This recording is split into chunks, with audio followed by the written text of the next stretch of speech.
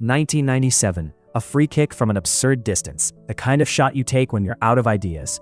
Roberto Carlos steps up and hits it. The ball starts flying like it's drifting wide, like there's no way it's coming back. And then, at the very last second, the path changes. It bends in a way your brain can't even process in time. The goalkeeper freezes, the stadium goes silent, and then it explodes.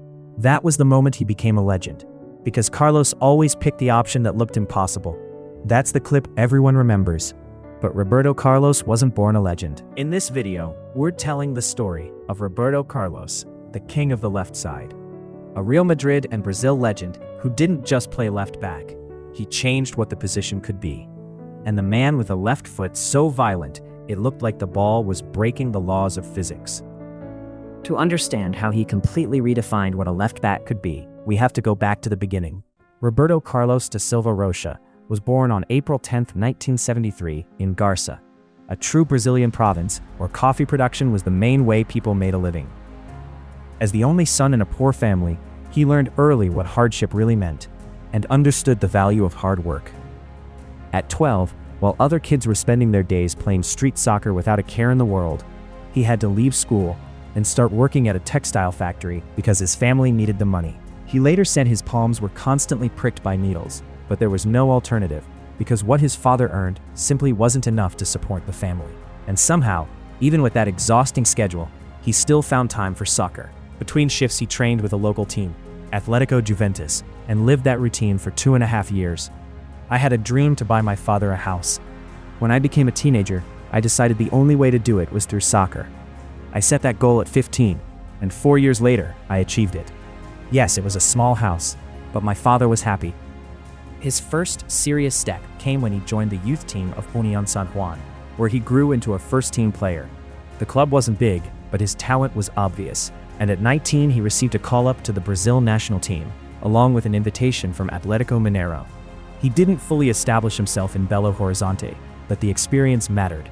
With the club's second team, he toured Europe and tested himself against teams from the old world, and that was when he realized the next level wasn't a dream, it was real. Because of his determination and relentless work ethic, he moved to Palmeiras in 1993. If Atlético Mineiro never quite built around the young defender, Palmeiras took that risk and never regretted it. Carlos earned a starting spot in his first season and helped the team win the São Paulo State Championship. The following year, Palmeiras defended their titles, and Roberto kept rising. For the second straight season, he was named to the Brazilian Serie A Team of the Year, which was a huge achievement for such a young defender. It seemed like those performances should have earned him a spot at the 1994 World Cup in the United States, where Brazil finally lifted the trophy again, but the national team coach saw it differently. I had a chance, but at that moment, I was too young. Carlos Alberto Pereira chose more experienced players, Roberto explained years later. With a World Cup triumph, his resume would look even more impressive, but international recognition wasn't going anywhere. In the summer of 1995, European clubs started pursuing him. He was close to signing with Aston Villa, but in the end he joined Inter instead. On paper, it looked perfect. A Brazilian fullback with explosive pace and a shot that defied logic. But the partnership didn't last. Despite a bright start and solid numbers, his football philosophy didn't align with Roy Hodgson, who took over during the season. Hodgson began experimenting with Roberto's position, pushing him higher up the wing and even into midfield. And Carlos didn't like it. More importantly, he worried about losing his place in the Brazil national team. He even discussed the situation with Inter president Massimo Moratti. But the solution came from elsewhere. In the summer of 1996, Real Madrid made a strong offer, and the deal was completed without complications. Inter received €6 million for Carlos, nearly double what they had paid a year earlier, and the defender himself was satisfied. Why go anywhere else if the most decorated club in the world is calling you? A key role in the transfer was played by Real's president at the time, Lorenzo Sanz, who believed in smart recruitment, and time proved he had signed a future legend. Sanz also treated his players with genuine care, especially the Brazilian. I spoke with him every day. He always gave me advice. I could never call him Lorenzo Sanz. For me, he was always the president. Sadly, in 2020, the executive passed away due to COVID-19, which was a painful loss for Roberto, and his words showed how close they truly were. Memories of Lorenzo make me smile. Even though he was the club president, first of all, he was a fan. We loved him for his human qualities, He was like a father to us. With that kind of support, Roberto's adaptation at Real was smooth. From his first matches, he played at a high level. Real won La Liga, and he made 37 appearances, scoring 5 goals. But more importantly, it was in Madrid that he fully discovered his identity. Beyond his explosive play down the left flank, where he was almost impossible to stop, he elevated long-range shooting to another level. The ball's trajectories fascinated fans and confused analysts. Think about the goal against Tenerife, barely keeping the ball in play near the byline. He somehow scored from almost a zero angle with a thunderous strike, and then came the moment that turned the myth into something undeniable. The most famous goal of his career, the one that became his signature, came in a Brazil jersey at a tournament in France in 1997. Against Les Bleus, Roberto struck the ball with the outside of his foot, and it curved around the wall on an almost unnatural path into the net. Almost no one has ever replicated anything quite like it, and it's widely considered one of the greatest free kicks in football history. That same year also marked the beginning of a wave of trophies. First, he won the Copa America, and at the end of the 1997-98 season, he lifted the Champions League for the first time. Roberto later called that victory his most emotional moment in Europe, because Real had gone 32 years without winning the continent's biggest trophy. The night before the final, none of us could sleep. We sat in the hotel lobby until 4 in the morning. We weren't afraid, we just respected Juventus and wanted the match to begin.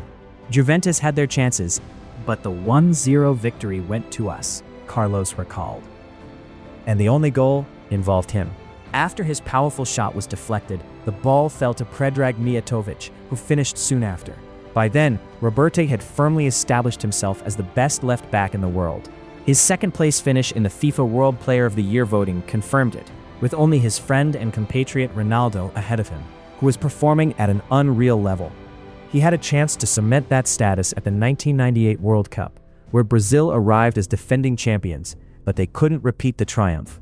Brazil looked like favorites, yet before the final, Ronaldo suffered his famous seizure, and France proved stronger. Some consolation came in 1999 when Brazil won the Copa America again. At the club level, the next major triumph came at the end of the 1999-2000 season. Real finished only 5th in La Liga, but still managed to win the Champions League once more. The following season, Real reclaimed the Spanish title, and Carlos produced the most productive year of his career, scoring 10 goals in 52 matches. Then came an even bigger chapter in 2001-2, his 3rd Champions League title. UEFA named him the best defender of the tournament, and in the final against Bayer, he provided 2 assists. In the summer of 2002, he permanently secured his place among Brazilian legends. At the World Cup in Japan and South Korea, Brazil looked complete, playing brilliant attacking soccer while staying balanced defensively. In 4 knockout matches, they conceded only once. Roberto scored his only World Cup goal there, blasting a free kick into the net against China. But Real Madrid were about to transform into something entirely different, and Carlos would be right at the center of it. The 2002-03 season became a turning point for Real. Florentino Perez continued assembling his Galácticos and took the Champions League failure hard. Vicente Del Bosque wasn't saved by winning La Liga. Even though he had one crucial strength, he understood how to manage a locker room full of stars. On Monday, and sometimes Tuesday, training started at 5 in the afternoon. Del Bosque didn't ask us to come at 11 in the morning because nobody would have shown up, Carlos explained. But even if Del Bosque could handle the group, his successors struggled. Roberto admitted the task wasn't easy. In the Galácticos era, there were 7 of us, and that created a dangerous situation in the locker room. We always got along, but Jose Antonio Camacho couldn't connect with us, so he lasted 10 days. He came in and said, "Tomorrow everyone must be here at 7 in the morning," even though we tried to explain that we had our own habits. Something similar happened with Vanderlei Luxemburgo. After the second round of La Liga, the team had a tradition: beer or wine before dinner, with 2 bottles of wine always on the table. Ronaldo and I told him, "Professor, people here have their own habits. Don't try to change them." First, he took away the wine. Then he banned beer. In the end, he lasted 3 months, the Brazilian said years later. Those locker room tensions affected results. Over the next few seasons, Real won no trophies and cycled through coaches, despite having an extraordinary squad. Things didn't really turn around until Fabio Capello's second spell, which is kind of ironic, because he coached Roberto in both his first and his last seasons in Madrid. The 2006-2007 league title became Carlos's farewell trophy at Real, and only his fourth in 11 years there, even though a squad that star-studded could have won a lot more. At the same time, his personal numbers were massive: 524 matches in a Real shirt, 69 goals, and an undeniable place as a club legend. Only on the day I stopped playing for Madrid did I fully realize what I had achieved, he later admitted. A year before leaving Real, he ended his Brazil career with 125 caps. At the 2006 World Cup, his final tournament, Brazil were eliminated in the quarterfinals by France. Instead of retiring immediately, Carlos kept going. He spent time at Fenerbahce, later returned to Brazil, and even at 37, he was good enough to make the team of the season. Eventually, the playing career ended, but the name didn't fade, because Roberto Carlos was no longer just a player. For an entire generation, he was also iconic in another arena, Pro Evolution Soccer 2. In Master League, when the transfer window opened, the choice felt obvious.